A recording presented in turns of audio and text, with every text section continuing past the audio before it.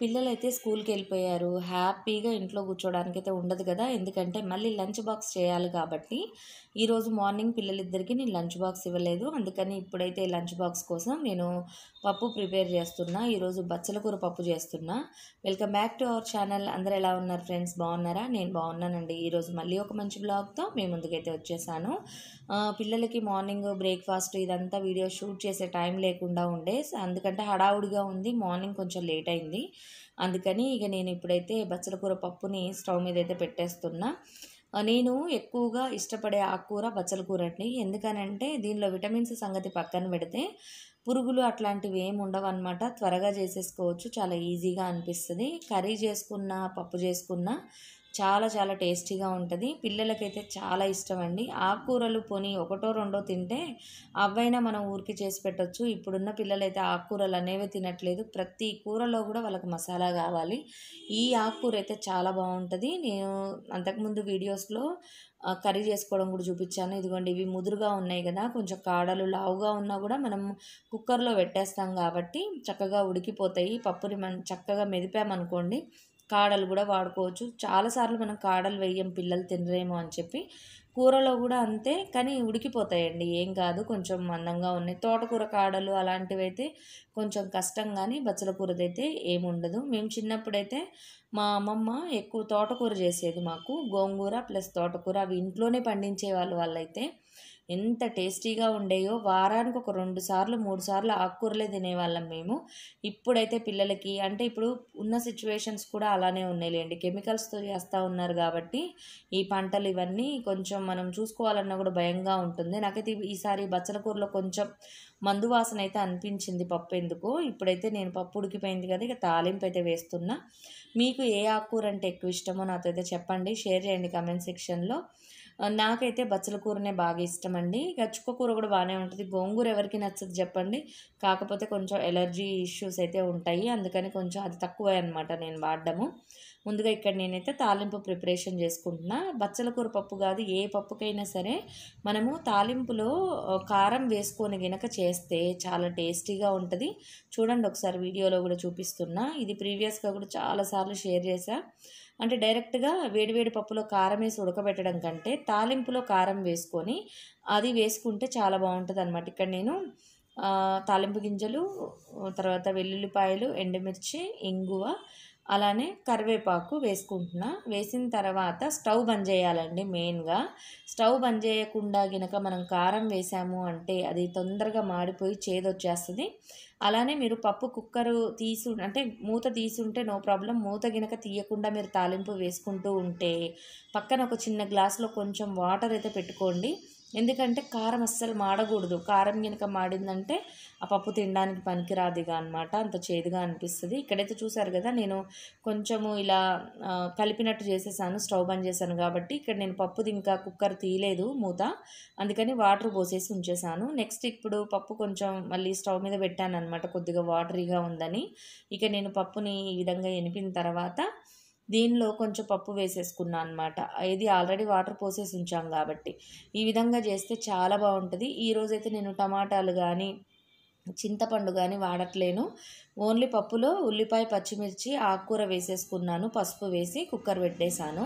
Next ఇక్కడ నేను తాలింపులో ఈ తాలింపు దినుసులన్నీ వేసుకున్నానని చెప్పాను కదా! నిమ్మకాయ వేస్తున్నా.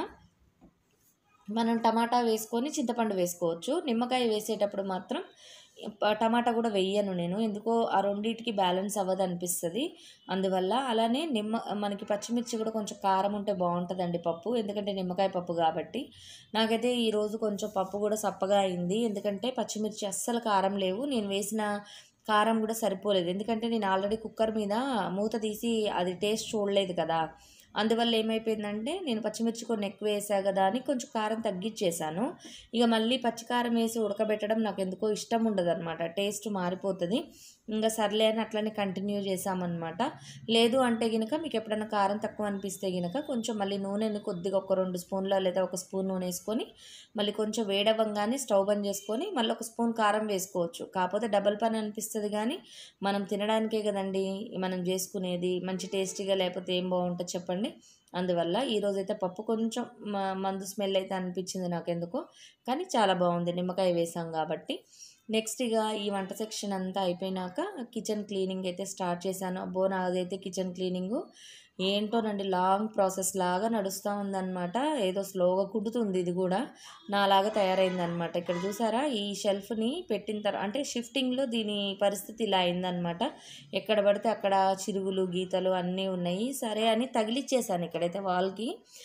దానికి వాల్ పేపర్ అవన్నీ సెట్ చేయాలంటే ఇక ఈ జన్మలో అవుతాయా అని అనిపించింది నాకు. ఎందుకంటే పని పెండింగ్ పెడుతూ ఉంటే బద్ధకం వస్తూ ఉందన్నమాట. అందుకని ఇక ముందైతే అసలు క్లీనింగు ఒక ప్రాసెస్లో సర్దుకోవడం అయితే స్టార్ట్ చేయాలని చెప్పి ఇక ఇందులో ఉన్న ఐటమ్స్ అన్నీ తీసి స్టవ్ మీద గజిబిజిగా పెట్టేశాను. తర్వాత అంతకుముందు వీడియోలో నేను చెప్పాను కదా గ్లాస్ జార్లు అవన్నీ కూడా తీసి వాష్ చేసి ఉంచాను డైనింగ్ టేబుల్ మీద అని చెప్పి అవి సర్దేశాను అనమాట.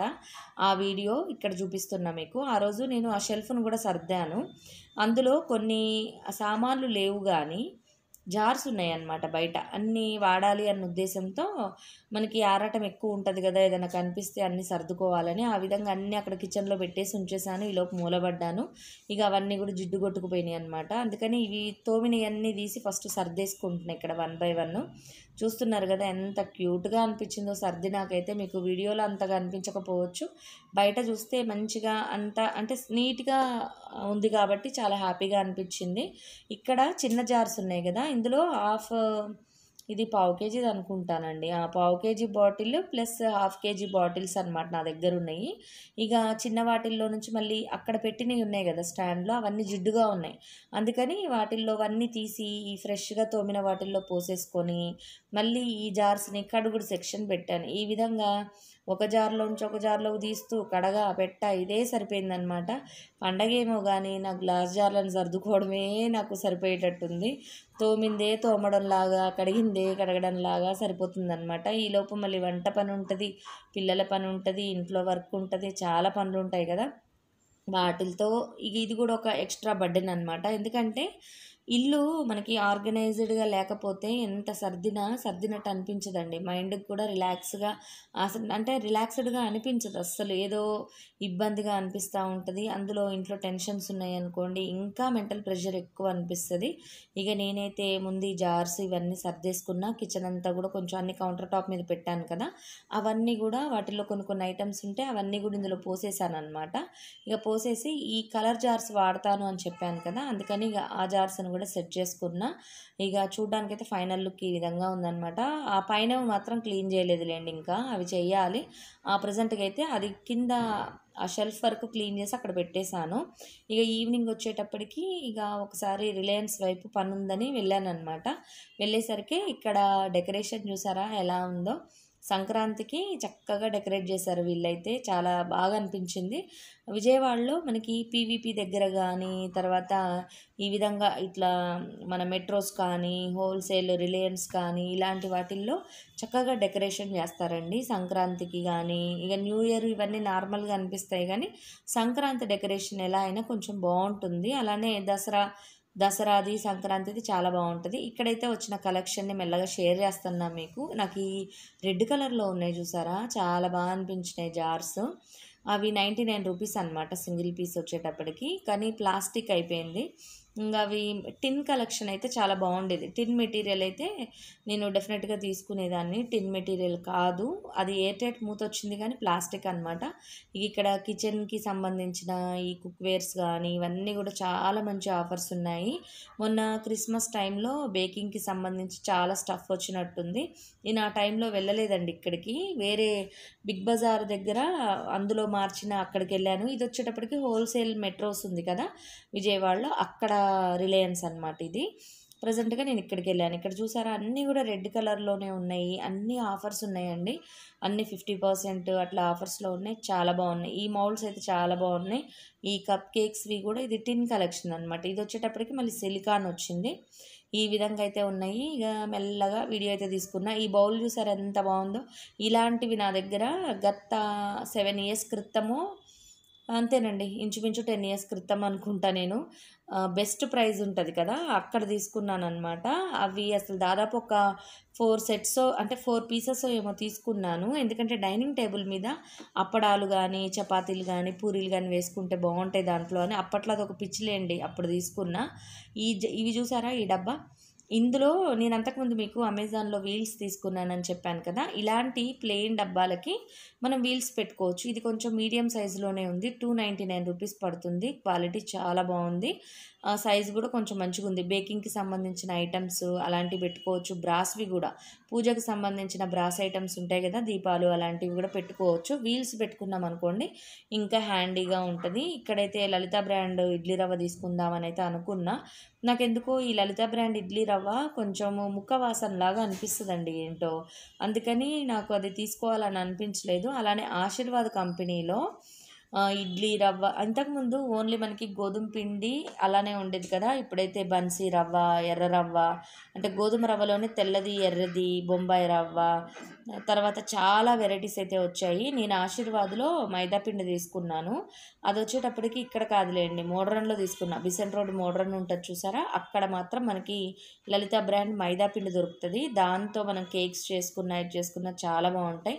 ఇవైతే క్రాన్‌బెర్రీస్ అండి. అసలు ఎంత బావున్నాయంటే కేక్స్‌లో వేసుకుంటే ఇంకా బావుంటాయి. ఆ మధ్యన ఆఫర్‌లో తక్కువ రేట్‌లో వచ్చింది. ఇప్పుడైతే రేట్ ఎక్కువ ఉందనమాట. అందుకని తీసుకోలా. ఇక్కడ 80% డిస్కౌంట్‌లో ఈ గ్లాస్ ఐటెమ్స్ చాలా వరకు ఉన్నాయి. చాలా తక్కువ ప్రైజెస్‌లో వస్తున్నాయి. మగ్స్ ఉన్నాయి చూసారా? అంటే నేను అంతకుముందు ప్రీవియస్ వీడియోలో నా దగ్గర జగ్ లాంటివి ఉన్నాయని చెప్పాను కదా! అయ్యైతే రూ. 69 సమ్ పడుతున్నాయన్నమాట.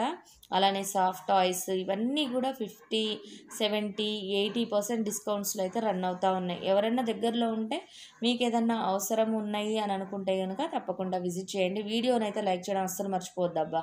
మీకోసం నేను ఇంత కష్టపడి వీడియో తీస్తున్నా. ఇగో ఇయ్యే జార్స్ నేను చెప్పింది. రూ. 70 అట్లా పడుతున్నాయి అనుకుంటా. అసలు చాలా తక్కువ రేట్‌లో బావున్నాయి. కాకపోతే కొంచెం డ్యామేజ్‌లు ఉన్నాయి. చూసుకొని తీసుకోండి. నెక్స్ట్ నేను వస్తూ ప్యూర్ అండ్ న్యాచురల్స్ కూడా వెళ్ళొచ్చాను. ఆన్ ద వేలో ఎక్కడ మనకి పిన్నమనేని కాలేజ్ ఉంటుంది కదా! మనకి ఎగ్జిబిషన్స్ నడుస్తూ ఉంటాయి. దానికి కొంచెం ముందుకెళ్తే ఒకతను బండి పెట్టుకొని ఉంటాడు. అతను ఈ చైనా బచ్చలాకు అమ్ముతా ఉంటాడనమాట. నేను అంతకుముందు చూశాను. మీకెవరికైనా ఐడియా ఉందా? ఇదేంటో గెస్ చేస్తున్నారా? తెలుసా మీకు? తెలిస్తే గనక కామెంట్ సెక్షన్‌లో షేర్ చేయండి. ఇదైతే నేను కాడలు మందంగా ఉన్నాయి చూసి తెచ్చుకున్నా అనమాట. అలానే స్వీట్ కార్న్ అయితే అక్కడ లైటింగ్‌లో స్ట్రీట్ లైట్ ఉంటది కదా! దాని కింద పెట్టాడనమాట అతను బండి. పావు కేజీ రూ. 30 తీసుకున్నాడు. బచ్చల కూర చాలానే వచ్చింది. ఆ కొమ్మల కోసం మెయిన్‌గా తీసుకున్నా. చూడాలి పెట్టాలి. అలానే చిలకడ దుంపలైతే అసలు అక్కడ లైటింగ్‌లో షైనీగా మెరుస్తా ఉన్నాయి. కేజీ రూ. 60 అని చెప్పాడు. సరే బావున్నాయి. అంటే కొన్ని నల్ల నల్ల మచ్చలు ఆ కనుపుల దగ్గర చేదొస్తాయన్నమాట. అలా లేకుండగా చాలా బావున్నాయి. మెరుస్తూ మెరుస్తూ కనిపించినాయి అన్నమాట. అలానే పూలు గూడా తీసుకున్నాను నేను. ఈ ప్యాకెట్ వచ్చేసి రూ. 10 పడింది. చాలా పూలొచ్చాయి. ఇంటి ముందు డెకరేట్ చేద్దాం అనుకుంటున్నా. రేపటి వీడియోలో మీతో అయితే షేర్ చేస్తాను. అలానే వస్తూ అక్కడ ఒక కిరాణా షాప్ ఉంటదిలేండి. ఆ కిరాణా షాప్‌లో స్టోర్ బియ్యం సంబంధించి స్టోర్ బియ్యం అంటే దోసలకి వాటికి పోసుకోవడానికి అలానే మా బాతులున్నాయి గదా! వాటికి గూడా ఫీడ్ పెట్టాలి గదా! అన్నం గూడా పెడుతూ ఉంటాము. అందుకని ఈ దోస బియ్యం అయితే తీసుకొచ్చాను. ఇవి కేజీ వచ్చేసి రూ. 30, రూ. 25 అలా పడినాయి అనుకుంటా. ఇక ఇవైతే కొంచెం ముక్క వాసన వస్తా ఉన్నాయి. నాకు దోసల కంటే కూడా ఇక మా బాతులకే కరెక్ట్‌గా సెట్ అయిపోతాయి అనిపించింది. మళ్ళీ ఇప్పుడు ఫెస్టివల్స్ ఉన్నాయి కాబట్టి మనకి మళ్ళీ కొత్త బియ్యం వస్తాయి కదా! చూడాలి మళ్ళీ వెళ్ళి తెచ్చుకోవాలి. నేను దోసలకు గానీ, పిండి పట్టించడానికి కానీ స్టోర్ బియ్యం ఎవరన్నా సేల్ చేస్తూ ఉంటే గినక వాళ్ళ దగ్గర తీసుకుంటూ ఉంటా. లేదంటే కిరాణా షాప్‌లో గూడా ఇలా స్టోర్ బియ్యమే తీసుకుంటాను. ఇవైతేనే చాలా బావుంటాయన్నమాట. ఇగ అలానే ఈరోజు నేను అటు రిలయన్స్ వైపుకి వెళ్ళి దారిలో మోడ్రన్ ఉంటే అటు కొంచెం దగ్గరే గదా! మోడ్రన్ అటువైపు గూడా వెళ్ళానన్నమాట. ఇగో మైదా పిండి కోసం. ఈ మైదా పిండితో ఏంటంటే కేక్ చేస్తే చాలా బావుంటది. తర్వాత మనకి బిస్కెట్స్ ఉంటాయి గదా! అవి గూడా మనం దీంతో జేసుకోవచ్చు. ఈ మైదా పిండయితే లలిత బ్రాండ్ వాళ్ళది. మనకి ప్యాకింగ్‌లో ఉంటాయి కాబట్టి బావుంటుంది. డీమార్ట్‌లో లూజు పిండి దొరుకుతది కదా! దాంతో జేస్తే కేక్ ఎందుకో అంతగా పొంగుతున్నట్టు అనిపించలేదండి నాకు. అందుకని ఇగ నేను ఈ లలిత బ్రాండ్ అయితే తీసుకుంటున్నా. లాస్ట్ టైమ్ జేశాను బానే అనిపించింది. అంతకుముందు మళ్ళీ తెచ్చాను. అదైతే అసలు చీమలు పట్టేసిందనమాట. ఇగ పక్కన పెట్టేసి మళ్ళీ ఫ్రెష్‌ది తెచ్చుకున్నా. అలానే వస్తూ మరమరాలు, ఆ గోధుమలు గూడా పిండి పట్టించాలి. రేపు పిండొంటలకు నానబోద్దాం అనుకుంటున్నా. అది గూడా వీడియోలో అయితే షేర్ చేస్తా. ఏం చేశాను, ఏంటి అని చెప్పి. ఇంతే ఫ్రెండ్స్ ఈ వీడియో. ఈ మిల్క్ బిక్కీస్ మీకు ఐడియా ఉందా? చిన్నప్పుడు మేము బాగా తినేవాళ్ళము. ఇక ఇక్కడ కనిపించేసరికే తీసుకున్నాననమాట. ఇది 5 ప్యాక్‌తో వస్తది సెట్టు. అట్లాంటిది తీసుకున్నా. ఇగ తెలుసు కదా టేస్ట్ మనకి అందుకని. ఇంతే ఫ్రెండ్స్, ఈ వీడియో మరిన్ని మంచి వీడియోస్తో మీ ముందుంటా. వీడియో నచ్చినట్టయితే తప్పకుండా లైక్ చేయండి. Bye bye, see you, have a nice day.